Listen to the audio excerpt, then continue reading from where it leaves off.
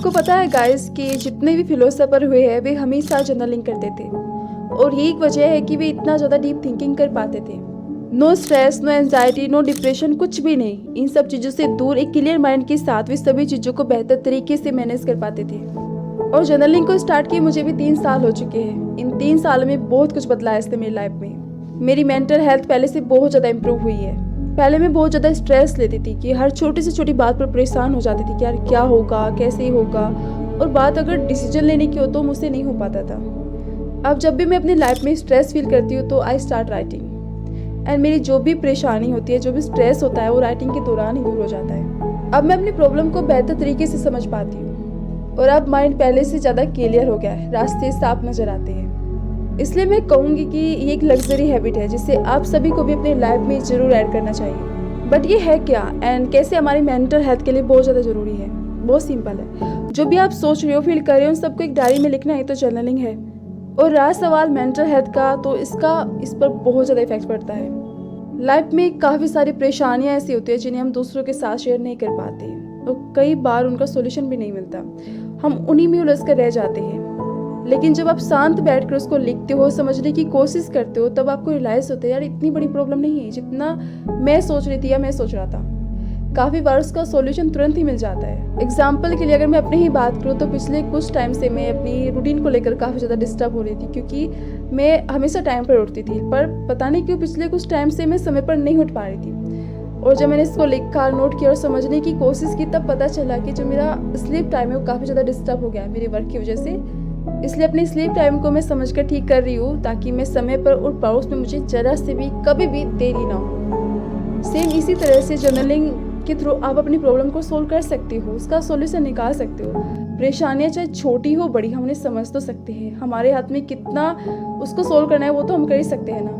और कितनी बार तो ऐसा भी होता है कि कोई प्रॉब्लम नहीं होती, हम ऐसे ही बहुत ज़्यादा सोच रहे होते हैं, ओवर थिंकिंग कर रहे होते हैं, तब हमें ऐसा लगता है यार इतनी बड़ी परेशानी है, इसका क्या होगा, हम कैसे इससे बाहर आ पाएंगे। बट जब आप उसको लिखते हो, नोट करते हो, तब आपको समझ में आता है कि मैंने इसे सोचकर इतना बड़ा बना दिया था, ये इतनी बड़ी नहीं है। इसलिए आपकी जो भी परेशानी है उसे ऐसे क्वेश्चन लिखिए, आपको उसका सॉल्यूशन जरूर मिलेगा। स्ट्रेस, एंजाइटी, डिप्रेशन, इन सब चीज़ों के लिए तो मैं कहूँगी कि ये किसी वरदान से कम नहीं है। और मैं सच कह रही हूँ क्योंकि मैंने इसे महसूस किया है, मैंने इसे जिया है। मैंने देखा है कि जब भी मैं स्ट्रेस में होती थी और जब भी मैं लिखना स्टार्ट करती थी तो मेरा स्ट्रेस दूर हो जाता था, क्योंकि चीज़ें आपको समझ में आने लगती है। आपने लाइफ में देखा होगा कि कोई भी दुख है, परेशानी है, वो तभी तक है जब तक हम उसे दूसरों के साथ शेयर नहीं कर लेते, तब तक वो हमें भीतर ही भीतर परेशान करती रहती है। बट जब हम जर्नलिंग के थ्रू अपनी परेशानी को खुद के साथ शेयर कर लेते हैं तो मन पूरी तरह से शांत हो जाता है, खाली हो जाता है। मन पर जो बोझ होता है ना, वो उतर जाता है।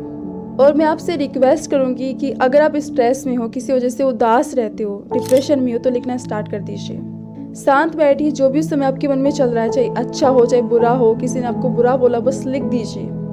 और उस समय जो आपकी फीलिंग होगी ना, वो अमेजिंग होगी, क्योंकि लिखने के दौरान ही आप महसूस करोगे कि जितना भी स्ट्रेस था वो दूर हो गया है। You feel very very happy, relax, बहुत ज़्यादा अच्छा महसूस करोगे इस टाइम पर।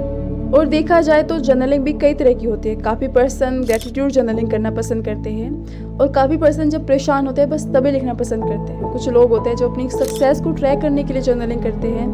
मैं क्या करती हूँ कि हर रोज़ शाम को बैठती हूँ और खुद को 30 मिनट देती हूँ और लिखना स्टार्ट करती हूँ। उस समय जो भी मेरे मन में होता है वो सब लिख देती हूँ। कभी कभी ऐसा भी होता है कि किसी वजह से बहुत ज़्यादा उदास हो, परेशान हो, तो उस समय खुद को थोड़ा ज़्यादा समय देती हूँ ताकि मैं समझ सकूँ कि मेरी परेशानी क्या है और उसका क्या सॉल्यूशन हो सकता है।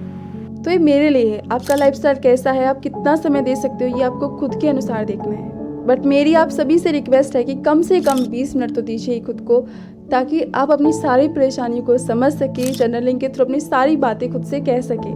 और अगर आप इस हैबिट को अपनी लाइफ में ऐड करना चाहते हो, और करना भी चाहिए, तो एक फिक्स टाइम हमेशा रखिए, वरना आपका मन आपसे कहेगा कि आज नहीं, कल देते हैं, कल से स्टार्ट करते हैं, और आप इस बहकावे में आ जाएंगे, वो कल कभी नहीं आएगा।